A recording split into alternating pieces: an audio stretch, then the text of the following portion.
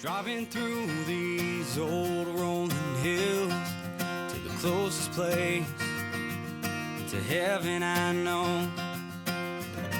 Heading north through Kentucky to the only place I'll ever call home.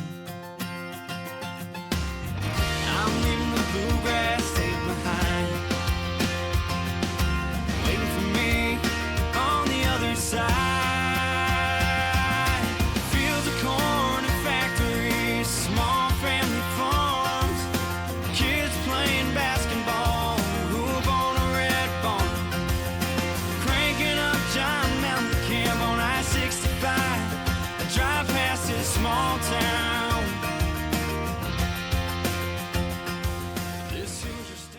Hey guys, it's Ty, Small Acre Hunting. It is August 25th, Saturday, and I'm back at the parents' place checking out our food plots to see how they're popping up. And this is the spot right by the road. The road's only about, I'd say, 10-15 yards behind me, behind some of these hinge cuts. You're going to hear a car here in a second.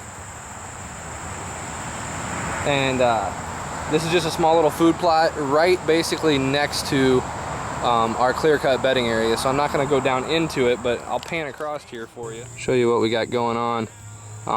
We got pretty good germination. You can tell it doesn't get a lot of sun down on this end, but this has a lot of purple top turnips and groundhog radishes in it, and looks like it's coming up pretty good. It might actually even be a little heavy in places. That could become a problem, but we'll see. If we have to, we'll come in and kind of pluck out some of them. We'll probably just let it go though, but looks like it's doing pretty good, producing a lot of leafy greens. So that's that one. I'm gonna walk just up here on the edge and see if we don't have any deer tracks. Yeah, we do. We got some tracks right here. The ground is absolutely dry right now, and the only problem with this plot is it gets very dry pretty quick unless it's got moist rain, because it being more of a clay-based soil. We got germination everywhere, but just not as strong in certain places, that's for sure. So we'll have to keep our eye on this.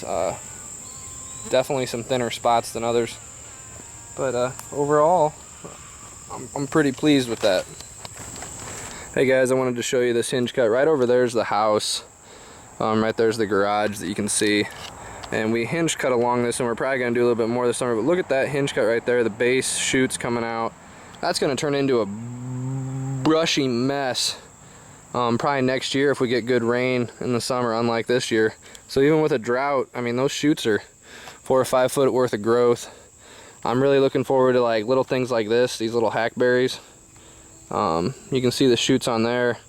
You know, they didn't get extremely long because of the drought, but you still got about a half foot of growth. It probably would have been about a foot or two had we gotten a lot of moisture.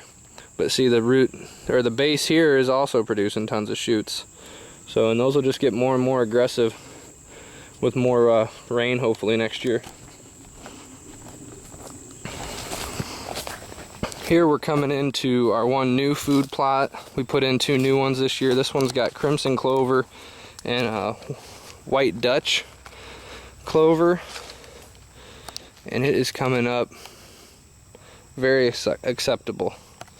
The taller is the crimson, and the shorter on the underlayer is the white Dutch. It's doing quite good. Now I'm on, if you go north of our property, there's a county road, and then there's property that runs along a river. My dad gets to hunt this property. It's about 30-acre parcel, and it slopes. There's a big ridge line that runs along the east-west line of it, and then drops down into the river bottom. And this trip today is kind of twofold. One is just for me to get out, do some walking, hopefully maybe scrounge up a squirrel or two, and then also I'm going to be scouting for my dad. We know these woods kind of, but there's been a house put in the hayfield out front here that's going to change the deer movement some, and I really think, he always says how we always get great buck pictures here in the summer and towards early fall, but then it just kind of dies down. I'm kneeling currently at the river bottom property that my dad hunts. The river's about, I'd say, 30 yards to my south, and I've discovered what I believe is a buck bed. There's rubs going in and out of this, and there's low overhanging cover here. Let me turn around. This is all scraped up, busted. This is kind of low, but I bet you can see back in there, something's been bedding down right there. Got the ground matted down. There's a little bit of a backrest for him to put his back up against and his rack. There's a bed over that way and an exit route, and there's a bed right over here in the sun. I don't know if I can get that on camera. Yeah, right over there, it's all matted down. So just very encouraging sign. Good rub coming out of the bedding area. Right here, little saplings are rubbed. So just another thing to look for when you're out.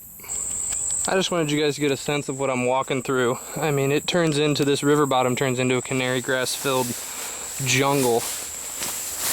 And I mean, it's chest high in spots. Oh, look at this. Just walked up on this, did not know this was here. Rubbed, destroyed,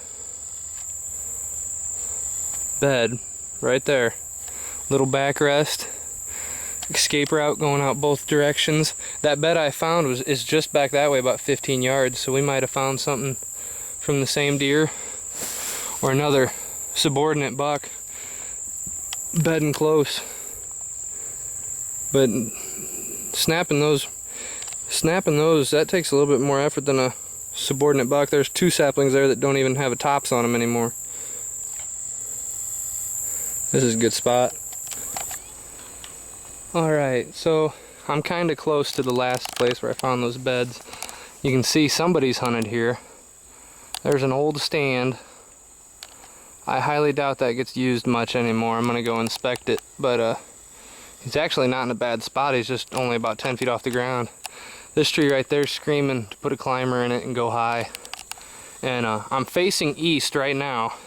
The beds are off to the left of the camera, and I would hunt that tree and blow directly, kind of shade off to there. You know, you'd want a west wind would be good. That buck would get up out of his bed and he'd never cross your scent stream, and he'd come right down this chute right here. And you can tell they got a path worn out. I just climbed up the hill, the big ridge. It's right down here. I'm not sure what the incline is, but I mean, deer don't walk up and down this. I even struggled to get up it once. I had to walk down where there's a deer trail finally.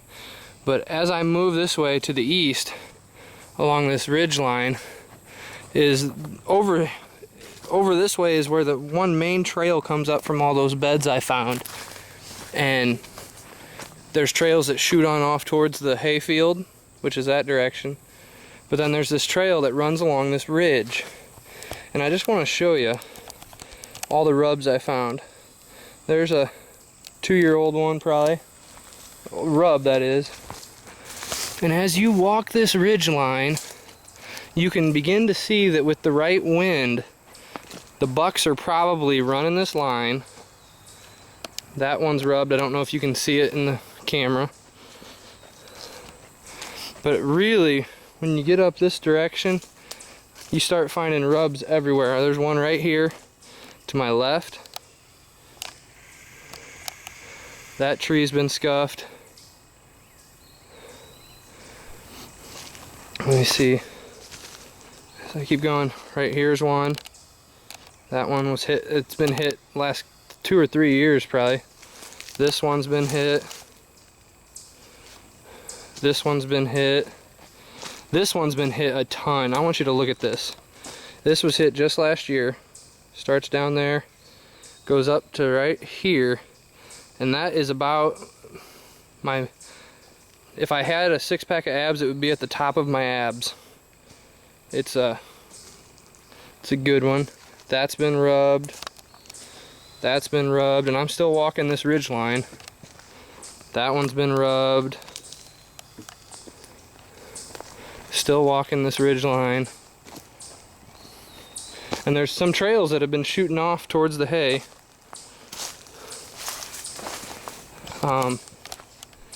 Here's a couple more. That one's been hit. Honestly, I'd get a trail camera up on here if we had an extra one. Just with everything we're doing at the other properties, I just think this one's getting overlooked too much, and it has too much potential to do that. But next year, I want to focus a ton of time getting my dad on a good buck over here. I might even try to convince the landowner to let me hunt over here.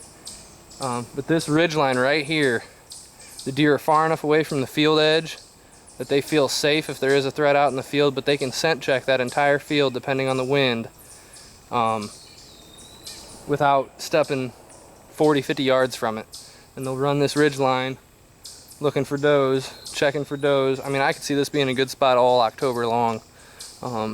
I really like this.